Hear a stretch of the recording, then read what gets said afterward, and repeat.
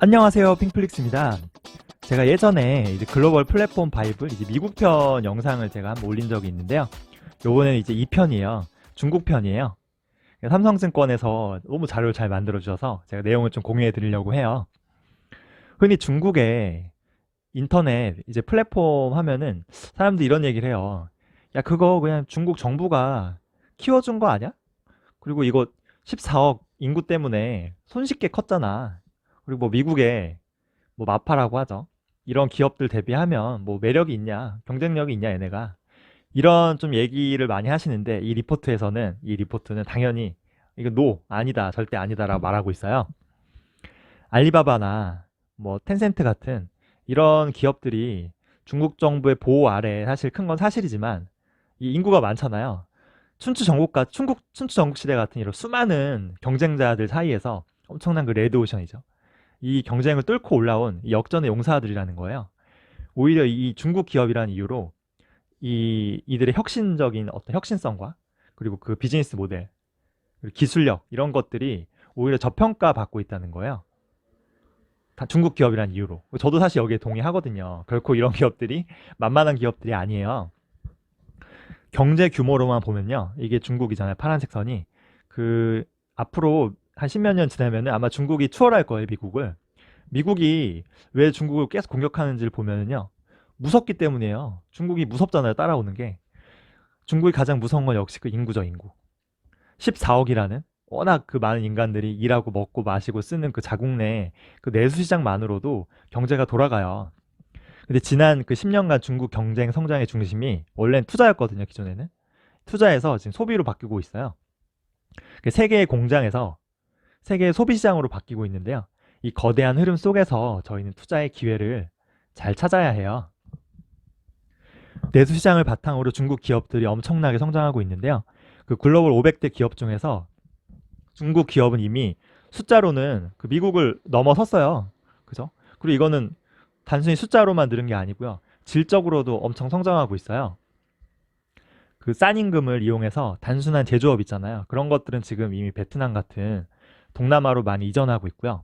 선진국처럼 중국도 이 서비스업 비중이 올라가고 있어요. 알리바바나 뭐 텐센트나 바이두, 뭐 틱톡 아시죠? 바이트댄스 같은 플랫폼 기업들이 계속 만들어지고요. 서로 경쟁하면서 성장하고 있는 거예요. 그 미국과 중국의 그 R&D 관련 지출도 지금 곧 중국이 추월하거든요. 그쵸? 지금 중국, 미국 빼고는 나머지 국가는 차이가 너무 커요. 그 중국의 최대 약점은 이 반도체와 같은 4차 산업혁명에 필요한 핵심 부품을 스스로 만들지 못하는 거예요. 그렇게 중국은 엄청난 R&D 비용을 투자하면서 여기에 목숨을 걸 것 같아요. 사실 그 SMIC 같은 그 기업 주가가 엄청나게 치솟는 이유도 이 중에 하나인 것 같아요. 그 글로벌 반도체 설비 투자 비중을 보면요. 그 얘가 중국인데요. 작년에는 한국이 조금 더 높았는데, 그죠? 근데 올해는 한국을 추월할 거예요. 제가 지난 영상에서 토끼와 거북이, 뭐 개미와 배짱이 우화를 통해 설명했지만 꾸준히 지속되는 연구 개발과 그리고 투자는요. 결국에 저는 이 빛을 본다고 생각하거든요. 중국의 반도체 소비량은 이 소비량은 세계 1위예요. 근데 국산화율은 지금 15%에 그치거든요. 중국인이 만약에 자기가 그 반도체 시장 이거잖아요. 엄청 올라가고 있죠. 자기가 쓰는 것만 자기가 자급자족해도요. 그죠? 그러면 엄청난 거거든요. 그 트럼프가 지금 반도체 장비를 중국에 못 팔게 협박하고 있는데 이미 중국은 그 식각 장비 1위 업체죠. 얘네 가장 큰 고객이 중국이에요. 그죠? 그죠? 지금 2위인데 거의 한국과 비슷하죠, 지금. 곧 추월할 거예요. 그래서 중국이 그 제조 쪽으로도 만만치 않을 것이다. 그 얘는 글로벌 인터넷 플랫폼 사용자인데요. 위챗이 이제 텐센트죠. 거의 11억 넘죠. 그 알리바바 9억이 넘는데 얘는 중국만이고요. 그 글로벌 포함하면 3억 명 포함하면은 거의 12억 명이에요. 그 알리바바가 투자한 이제 뭐 토코피디아, 뭐 라자다 등 그런 투자한 회사의 이용자까지 합히면은 잠재적 사용자 범위는 20억 명이 된다는 거예요. 그 이게 동남아의 이제 이커머스 시장인데 엄청나게 성장하고 있는 시장이에요. 근데 여기서 보시면 분홍색 음영이 다 알리바바가 투자하거나 갖고 있는 회사인데 보시면은 장난 아니죠. 거의 알리바바 영향력 안에 있죠. 상위 업체들이. 글로벌 모바일 게임 시장인데 그 거의 절반 정도가 중국이에요. 근데 이 중국 시장에 51% 점유율을 가진 기업이 텐센트예요. 이렇게 보면 텐센트 거의 20, 30% 세계 점유율을 갖고 있다는 거예요. 그래서 뭐 슈퍼셀부터 라이어 게임즈, 이게 롤로 유명한 회사죠. 그리고 뭐 에펙 게임즈, 한국의 넷마블까지 블리자드가 갖고 있고요. 글로벌 탑 10 게임사 중에 8개의 지분을 투자하고 있고요. 글로벌 게임이 480개 포트폴리오가 있고요. 유저가 8억 명이에요, 게임 유저가. 전 세계에서 사실 가장 영향력 있는 게임 회사라고 해도 과언이 아니에요, 이 텐센트가. 바이트댄스의 틱톡도, 틱톡이죠. 장난 아니에요. 그 비중 1위가 중국이 아닌 인도예요, 인도. 미국에서도 엄청나게 인기고요. 1분기 기준 글로벌 누적 다운로드 수가 20억 건이에요. 1위예요, 1위. 페이스북 왓츠앱도 넘어섰거든요. 그 알리바바의 전자상거래, 그죠? 이커머스죠. 그리고 페이 시스템, 뭐 핀테크, 이런 텐센트의 게임, 글로벌 게임 영향력, 그리고 바이트댄스의 틱톡까지. 뭐냐면 이런 중국의 플랫폼 서비스가 해외 시장에서도 먹히고 있다는 거예요. 더 이상 예전처럼 중국 안에서만 머무는 우물안 개구리가 아니에요, 이제. 해외 시장으로 진격하고 있죠. 중국의 클라우드 시장도 엄청나게 성장하고 있는데요.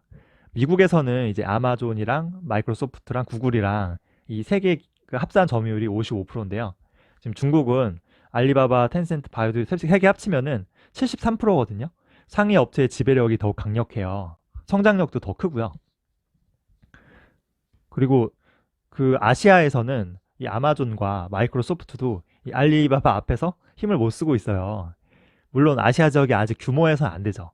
근데 시장의 성장성 면에서는 미국보다 이 중국과 그 아시아가 훨씬 전망이 좋거든요. 이 시장에서 계속 그 알리바바가 1위를 한다면은 잠재력은 훨씬 더 크다고 할 수 있죠. 예전 미국 편처럼 이 5개의 영역에서요. 그 알리바바, 텐센트, 바이트댄스 3개 기업을 좀 비교해 놨어요. 전자상거래 컨텐츠 핀테크는 현재의 먹거리, 현재. 그리고 얘네 둘은 미래의 먹거리예요. 그래서 어느 기업이 투자하기에 가장 매력적인지 한번 좀 살펴볼게요. 전자상거래는 중국 시장 점유율 이제 62%로 알리바바가 사실 갑입니다. 근데 별은 똑같아요. 왜냐하면 그 알리바바를 바짝 추적하고 있는 이 진동, 핀더더, 그 메이투안 같은 회사들을 다 이 텐센트가 투자하는 회사들이거든요. 그래서 좀 둘이 좀 약간 막상막하다. 반면에 바이트댄스는 틱톡을 갖고 있긴 한데 이런 영상 플랫폼으로 과연 어떻게 그 전자상거래 이커머스 시장에 뛰어들지 약간 좀 의구심이 들거든요. 물론 얘는 비상장이라 투자 못하기도 해요. 게임 및 컨텐츠 쪽으로는 사실 텐센트가 갑입니다. 텐센트는 뭐 게임, 영상, 뮤직 스트리밍, 소설, SNS 등 다양한 분야에서 다 1위예요. 컨텐츠 쪽으로는. 왜냐하면 얘는 중국의 카카오톡인 위챗을 갖고 있어서 너무나 유리해요. 그래서 얘네가 무슨 바이두가 투자한 아이치라고요. 얘네가 중국 1위, 중국의 넷플릭스 같은 그런 곳인데 여기에도 투자한다고 하거든요. 텐센트가 이것까지 투자하면은 컨텐츠 파워가 더 강력해지는 거죠. 틱톡도 이제 뭐 패밀리까지 하면은 15억 명의 유저가 있대요. 장난 아니죠. 근데 이제 얘네는 유튜브랑 달리 되게 짧은 영상이잖아요. 좀 숏클립이라 여기서 광고 수익을 어떻게 얻을지 좀 고민일 거예요. 그래서 뭐 게임, 교육, 아동 다양하게 투자하면서 좀 미래 먹거리를 찾고 있는 거예요. 알리바바는 사실 좀 컨텐츠가 약하죠. 요코, 6코를 갖고 있긴 한데 근데 얘가 그 뒤에서 강력하네요. 뭐냐면은 언론, 미디어, 영화 제작, 티켓 판매 등 보이지 않는 곳에서 이제 종합 미디어의 강자예요. 중국 영화 히트작 10개 중에 8개 작품에 배급 및 제작 참여를 한 거예요. 이런 컨텐츠 자금 조달, 제작, 배급, 뭐 IP 판매, 소비자 전달까지 그 일자로 밸류 체인을 만들었다고 해요. 그래서 장기적으로 디즈니 같은 걸 꿈꾸고 있는 거예요. 콘서트 시장 점유, 그 티켓 시장 점유율은 70%라고 해요. 그래서 알리바바는 보이지 않는 뒤에서 이렇게 조용히 컨텐츠 강국을 좀 계획하고 있어요. 핀테크는 그 뭐 등급은 똑같은데 그 알리페이와 위챗페이 이 두 개가 지금 라이벌인데요. 이 알리페이가 그 글로벌 56개국에서 오프라인 결제가 가능하다고 해요. 그러니까 약간 글로벌적으로 보면은 좀 위챗페이가 조금 앞선 것 같아요. 중국에만 9억 명, 그리고 글로벌로 보면 3억 명, 총 12억 명이에요. 장난 아니죠. 페이 시스템으로 봐도. 근데 이 핀테크 부분에서 텐센트도 무시할 수 없는 게 이 핀테크 클라우드 이 비중이 5년 전에는 없었어요. 그냥 기타 안에 있었는데 지금 핀테크 비즈니스가 지금 27% 장난 아니죠. 엄청나게 성장한 거예요. 그 위챗이라는 어플 하나의 힘이 이렇게 굉장한 거예요. 그리고 좀 공산당이 알리바바보다 이 텐센트를 좋아한다는 얘기가 많은데요. 그래서 좀 밀어주고 있다는 그런 루머도 있습니다.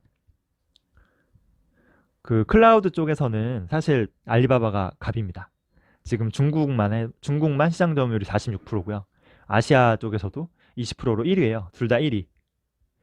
게다가 얘네는 그 클라우드를 바탕으로 해서 이제 스마트 시티랑 그리고 헬스케어 그런 쪽으로 정부와 협력을 좀 강화하고 있고요. 또 핑거토우라는 자회사를 통해서 AI 반도체까지 만들고 설계하고 있어요. 반면 이 텐센트는 클라우드로는 2위긴 한데 이게 자기네 그 위챗 관련된 그 내부적인 수요가 많거든요. 그래서 클라우드만 놓고 오면은 좀 알리바바보다 좀 파워가 좀 떨어지죠. 그리고 AI 반도체 같은 이런 거 좀 미래에 대한 투자도 알리바바보다는 조금 약한 것 같아요.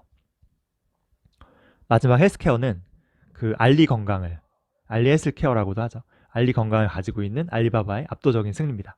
이 알리 건강이 장난이 아닌데요. 기존 알리바바의 어떤 인프라부터 배송력, 그리고 알리페이도 갖고 있죠.